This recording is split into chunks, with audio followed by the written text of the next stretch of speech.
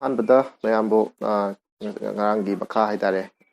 part ni suba part ki gasi hom suba part ta ngarangi theory part to gi exercise question am hot kre odo masina makha ta ba question exercise ki oba question sing do naina se habani yamaro ba step exercise ni ngasi se odona yengsi pull up pot dina ngoi adona khara khangat laga gai haitare ko khara maro ba question sing do khangat laga kamai toro hot ka dagi habdo yengsi ko se yengsi exercise 4.2 gi question number 10 gi roman number 1 ado question number 10 gi roman number 1 se roman number 2 so dum magi mo dum mane yengsi roman number 1 da kai ai no man harise siga mane haibasi ullo sine mauji harise ado di koina si mana ngarang aina high grade kamai to gre matamda sigumba property pan matamda aina karamba property pan gadagi hai taragadi aina tagade result je kanano haibsan u se ba koi mita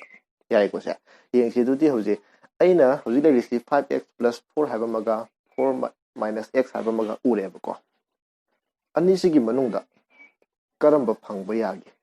kana ro masen plus tawrago oiro adagi kalam masen plus tawrago oiro sas khaidokna ama any process am tawraga yai go se ado khoi hek yeng bu yeng se bu ko no khoi hom je plus taw la sum dor si ai ko si hom je plus taw twice x 5x plus 4 ta bangam si da sum khoi hom plus taw da ma khoi hom plus taw loina kya ta bangam me 5x plus 4 ado ama phang bangam ne yai go ado khoi operation si pan ba hawra se adu di khoi makhoi ohum plus tawraga sam amada plus punjin dawri ba adu di ahan ba row si change tawra se ba row 1 row 2 row 3 plus tawraga yai go se adu di ai to disi kaina ba ihan ba row si change taw dore ba kamai tawraga r1 ne plus kana r2 ne plus kana r3 makhoi ohum plus tawraga ani suba row ohum suba row change late yai go se adu di is equal to twice x change later bani ko mo hai thu se ba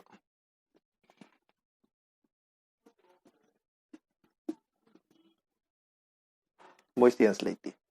yan han ba ro change taw se hai bani ahum ji plus taw loina plus taw da kana ta ne ba 5x plus 4 5x plus 4 loin ta ba yai go se do ta kya tham se sida 5x plus 4 5x plus 4 5x plus 4 so ta yai go se adu di hojik next step ta hojik first row si loina mana adu di kamal lo ba ya ani yai go se adu di kamal lo thu se kana kamal lo se 5x plus kya 4 se kamal lo thu ye adu di kana ka lem hori thu se ko kes da wa loi lem horani yai go se adu ga twice x x plus 4 twice x twice x twice x x plus kya 4 smile lem hori hojik pho di yar ama bodi phang mangam ne kana wali 4 minus x whole square wali adi 4 minus x tu phangadra x 4 minus x su dum phangadra yang hu se adi 4 minus x la koi condition ji yaw ba yang se ko sida ya male chungmoi machine khai dona bu yai go se yo sidagi si khai do yai go se adu di 4 minus ka la x la e sidagi khai do ko di 0 ne cái problem zero là cái problem này tiền mà cầm mà lâu của tụi mình này cái gì anh chỉ tôi cái ba chỉ để cái gì khai đột này cái gì thì hồng đuôi cái nào ta này si tu này bên hồng đuôi cái nào si nữa si one si nữa cái gì next si để số mấy gì si để cái số khai đột cái số cái gì si số cái ta 4 minus x này thì operation cái sẽ thay đổi anh sẽ thay đổi si one si two sense đâu mà cái nào cái C3 sense đâu mà cái nào si nữa C1 sinara ya go se madu operation no mi tho se ada pe mutha lagi go mutha kisana yeng se aina ta haningi bi result do sidai ira thame ko dom sidia adu di hoji tawdi se C1 change taw si habani slide operation si ki koina C1 change taw dore kana su change taw dore C2 ha ba sorry C3 yo C2 siga C3 ga change taw doini makhoi di kana khai dok te loina C1 loi khai dok toine adu di C2 dagi minus kya tawre C1 C3 dagi minus kya tawre C1 hongoi de si kana khakta no C1 khakta ne yai go se adu ito se go equal to sai kya 5x plus 4 am le 1 twice x le adu de khaido se sidai se khaido di kya tare 0 sidagi se khaido di 4 minus x ta ne ha khaido yong ko kya ta ba se 4 minus x. Sidai khaido di kya tare 0. Samana sidai khaido di kya tare 0. Sidai khaido si kya tare 0. Sidai khaido na kya tare 4 minus kana x. Sibu uba pang. Adu di ani suba row ga hum suba row ga de focus taw se ba ko. Kana kam lo bi ya. Sorry. Aha ani suba kalam ga ahum suba kalam ga da focus taw se row da na ta kalam da focus taw se. Kana kam lo bi ya. 4 minus x kam lo bi ya. 0 le bi ya ka ja ka sidi ke su kai de mo effect kem leite. Kaya ko se. Adu di sidagi 4 minus x amaga sidagi su kana 4 minus x amaga kam lo bi ya re ba. Yare ko se. Adu ta ga di kam lo kan da ka bai lak toi no yeng se.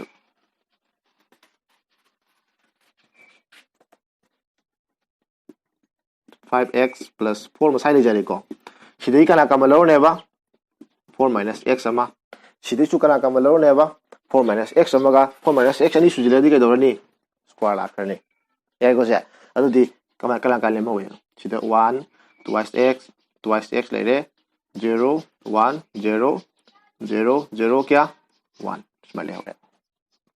ya ko se adu di aina pam bu khudimok phangabra phange sum da khara pharak ta mi yauri ya ko se magi belu kya ta gi yeng thoko se bo ji ya ko se adu di khoi hojik si maya ma to da ko su direct khoi expansion to bu yare ram zero ma am no si le ba zero machine ya ma di ke do expansion lai re hai dai ne adu di fast row da expand to se normal oina ya ko se adu di fast row da expand to ma tam di yeng si kya ta ge du 5x plus 4 ma lai re 4 minus x whole square am lai jare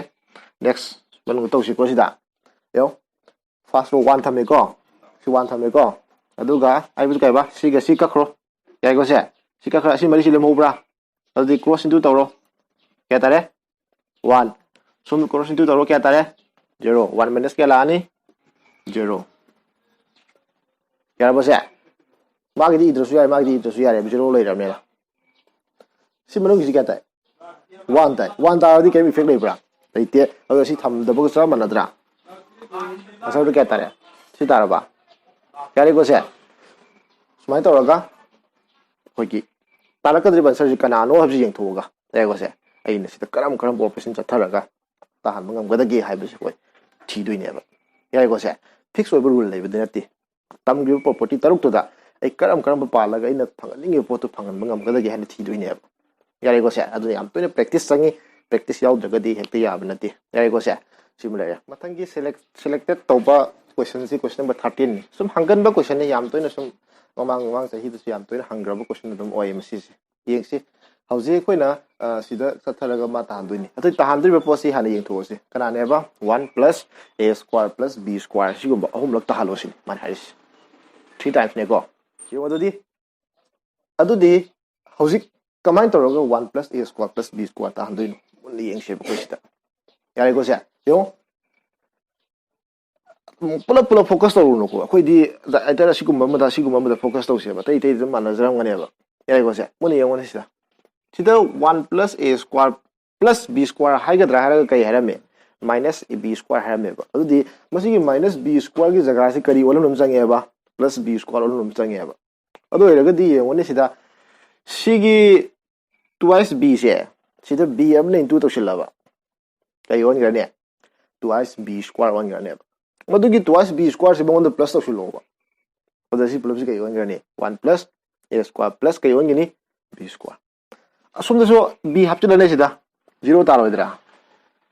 sida so b hapti laga plus to ba sisu kai do ba 1 plus tum lakse ne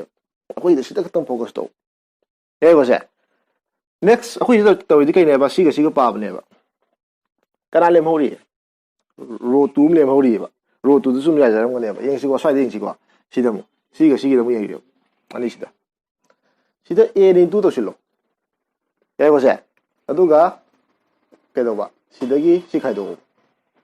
ba ai da plus to ba ne da na hoi da ke do ba sida gi si khai do ba adi minus twice kai on ga ne se a square on ga ni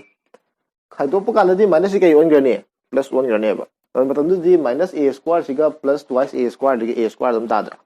adu di si mo pa ne ba muni si ko kitang ai khoi complex row question ne ko si de hoi to di si amam di yeng si ko r1 change to si han ba da ne ko se hoi r1 change to du ni next kana su change to du ne ba R2 ꯁꯨ change ꯇꯧꯗꯣꯏꯅꯦꯕ ꯀꯅꯥ ꯁꯤꯖꯤꯟꯅꯔꯒ R3 ꯁꯤꯖꯤꯟꯅꯔꯒ change ꯇꯧꯗꯣꯏꯅꯦꯕ ꯌꯥꯔꯦꯀꯣ ꯁꯦ ꯑꯗꯨ ꯑꯣꯏꯔꯒꯗꯤ ꯌꯦꯡꯁꯦꯕ ꯍꯧꯖꯤꯛ R1 ꯆꯦꯟꯖ ꯇꯧꯕꯒꯤ ꯃꯑꯣꯡꯗꯣ ꯌꯦꯡꯉꯨ R1 ꯁꯤꯗ R3 प्लस तौदोइनी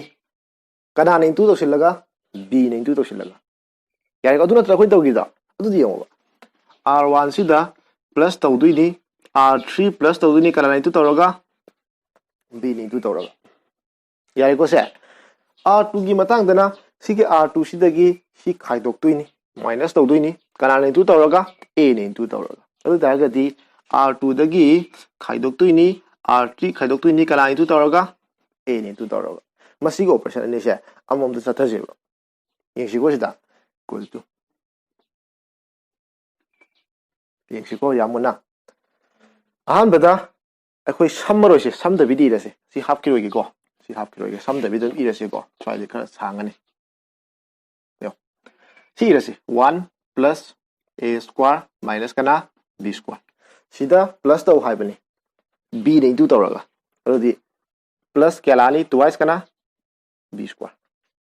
याइको से सिदा मो सि प्लस तौ हाइबनी B ने इंटू तौरगा अनि सब माना मसिंग ओरक्प्रा ऑपोजिट साइन ओइद्रा प्लस तौ द कई तागनी 0 मा हुदी रोइ से क्या थमसे बा 0 याइको से नेक्स्ट सिदा सुमंगाई माइनस कना ट्वाइस B प्लस तौ से हाइबनी सिदा कना इंटू तौरगा B ने इंटू तौरगा याइको से अदुदि कमाइ लानी ट्वाइस B लानी सुंदा 1 B लानी को B क्या माइनस क्या असमाय तौचे B नि तो बाइने B हम थमजिको समाइना अदुगा 1 माइनस A स्क्वायर माइनस कना B स्क्वायर यंगोसी ए ट्वाइस थमेको से प्लस हारगा सिदा B नि तो तौसे हाबनेबा अदु B हम थमे अदु साइन थमे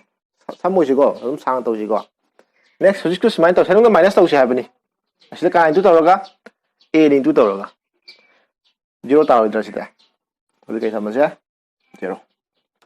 सी थमसिको हाना 1 माइनस A स्क्वायर प्लस कना B स्क्वायर माइनस तौसे हाबनी सिदा कना इंटू तौरगा A नि इंटू तौरगा अदु क्या लाय ट्वाइस कना A स्क्वायर जाइको से नेक्स्ट माइनस सॉरी माइनस समगा माइनस सम लेजरेको अदु मसागी करी माइनस सम माइ लेरिबा समद्रबने कोइना सिदा मु येंगसे कना थमसेबा ट्वाइस A लेजरे माइनस तौदोइनेको नोदि माइनस तौदोइनेको कना इंटू तौरगा A ना अदु A म थमे अदुगा 1 माइनस A स्क्वायर माइनस कना B स्क्वायर बाय इरे कैम तो ए माइनस तौब खप तौद्रिको माल हाइबो ऑपरेशन सि डाइरेक्ट थमबगी वानेना यारेको से अदुदि अहुम सुबसि होंगदेको twice B minus twice A 1 minus A square minus कना B स्क्वायर स्माइन फंगे यारेको से अदु हेगदि हजिकसे मखा ताबसि मु मखोइ मसेन मु खाइदो खाचिन मु तौरसेबा यारेको से अदुदि हजिक स्माइन तौसे एकोइसे मथकि मुथलगे यारेको सि दका ओइद्रे माउजे यारेको से सिदा मु लाक्से मथंगी स्टेप से पुनसिन जे हाबनि यो सिगा पुनसिलदि B स्क्वायर अदुदि क्या तारनी 1 प्लस A स्क्वायर प्लस कना B स्क्वायर यारेको नेक्स्ट सि 0 लेजरे सिदि क्या लेरसे ट्वाइस B पुनिंगा याउद्रे मा थमजरे यारेको से नेक्स्ट सिदुम लासे 0 मुक थमे सिदमु येंसि यामुना सांग इरगेको 1 माइनस A स्क्वायर प्लस कना B स्क्वायर अदुगा सि माइनस माइनस कई वनगनी प्लस ट्वाइस कना A स्क्वायर सिबु यारेको सिचु होंगरोय माइनस कना ट्वाइस A दुम थमसे सिदमु लाक्से माइनस ट्वाइस B अस्माइ तौसे सि मतांग सिदना सिनी सिदगी B अमा कमल लो याब्रा B अमा कमल थोक्सेबा याइको से अस्माइ तौसे माइनस B अमा कमल थोक्से सिगे लोइना साइन सि कई वनगिनबा प्लस वनगिनबा याइको से अदुदि यो माइनस B अमा कमल थोयेको अदुदि यो माइनस B कमल लो गदि क्या लेहौर सिदा 2 लेहौर ने सिदना याइको से सि लोइना साइन चेंज तौरोइद्रा सिदमो माइनस अमा कमल लोबनेना अदुदि क्या लानी minus 1 plus A square plus कना B स्क्वायर है सटखने बस माइना सिबु यारेको नेक्स्ट सिदा सु सब माने कला कमल लौसेबा माइनस A कमल लौसेबा यारेको से अदुदि क्या लाइसे माइनस A अदुदि सी जगह से क्या लानी माइनस 2 यारेको से नेक्स्ट साइन लोइन चेंज तौग्राने हाइबने को सिसे यारेको से अदुदि क्या क्या लानी साइन लोन चेंज तौर है माइनस हम लेजरम याको से अदि काय तौसे माइनस हम रखते लेरमने को असि माइनस लौरो इसी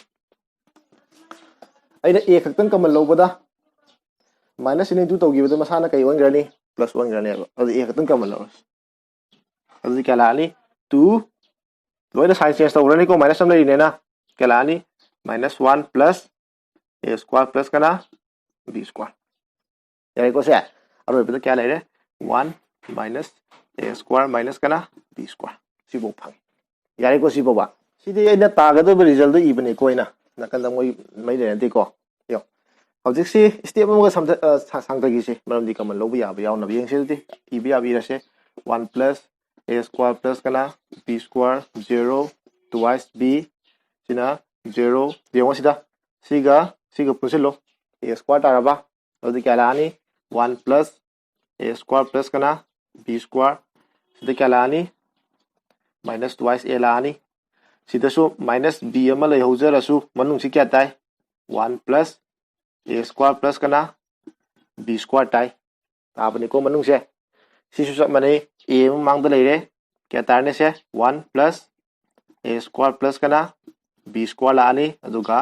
1 माइनस a स्क्वायर माइनस कना b स्क्वायर सिबु यारे को अदुदि फर्स्ट रो ग सेकंड रो ग दियो कना कम लौब याय 1 plus a square plus b square 1 plus a square plus b square लो याउद्रा अदु 1 plus a square plus b square सिको बक्या थोलानी अनि तो अदु स्क्वायर अमला ओइद्रा अदु अखोय अहुम पामबनेबा अमय थोकला कने ग यंगसि को अदु जी अदु खु सल्लरोय वाइ बोस खरा पिक पनेना मुथके को मथकि दो मुथलगे पुरो हजिक 1 प्लस a स्क्वायर प्लस कना b स्क्वायर सिको म क्या कम लौरेबा अनि यारे को से कना लेमौरी इथोकसे सिदा 1 लेमौरी को कम लौरन मेना 1 सिदा क्या 0 सिदा क्या माइनस b सिदा 0 लेजरे को सिदा क्या 1 सिदा क्या a सिदा क्या लेरनी twice b दम लेजरे सिदा क्या मोय दम होंगरोय twice a 1 minus a square minus कना b स्क्वायर सुमाय तौरगा सिदगी फर्स्ट रो सेकंड रो दगी अमम कमल तो सुमाय ता हौरे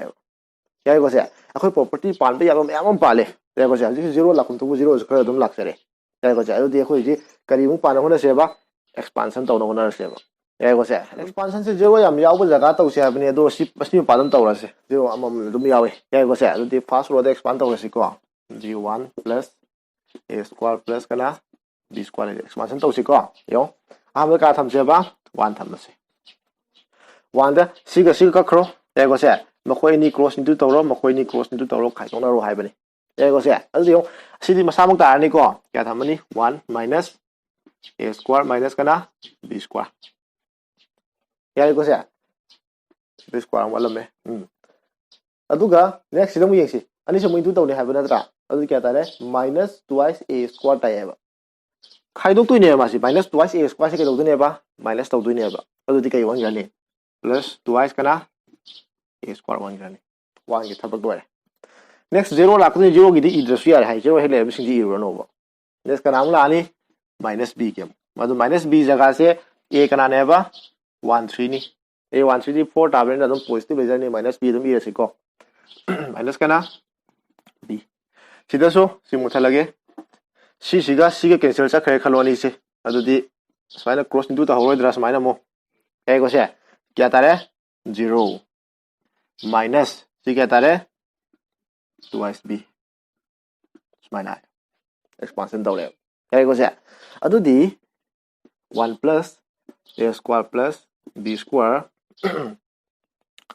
सिदी 1 लेबने के थले ते मनु क्या ताई इरसिको 1 लेरेको 1 सि क्या तारानी प्लस a स्क्वायर तारबा प्लस a स्क्वायर माइनस कना b स्क्वायर याको से सिदम यंगसे से 0 मांग रने को अदुदी माइनस माइनस प्लस लाने को प्लस twice के लाइ से b स्क्वायर सिता हौरेबा याको से अदुदी सिगे पुसिलदि कई ताई b स्क्वायर ताई समनम फंगब्रा फंगे को से अदुदी हानेगी स्क्वायर ले समनम हापजदि कई तारानी अदुदी 1 plus a square plus b square whole के लानी याको से सुमाय तौरगा इन होलिसी क्वेश्चन बा क्या नो 13 नि 14 से मरो Y So yengse na noi sudum hotpa ngami bai try to ngam jagadi nakoi yengi kangbu already comment dum pibiro dum hot na tauge koi ki yame question ti yam yam na pulop koi na video na sem bagi tanja leite thawa yaw satra leiragadi sum koi ki comment pirak pa singdu khaktang nakoi thawa yaw satra su check tawthoi ni comment kam pirak e pirak tieng thoi ni aduna asigi tai bakra sina mai video ge ndo sinjarage aduga makata hola ningbu leirasu dum comment dum habirao dum asigi di sige part 3 tai lo sinjarage thank you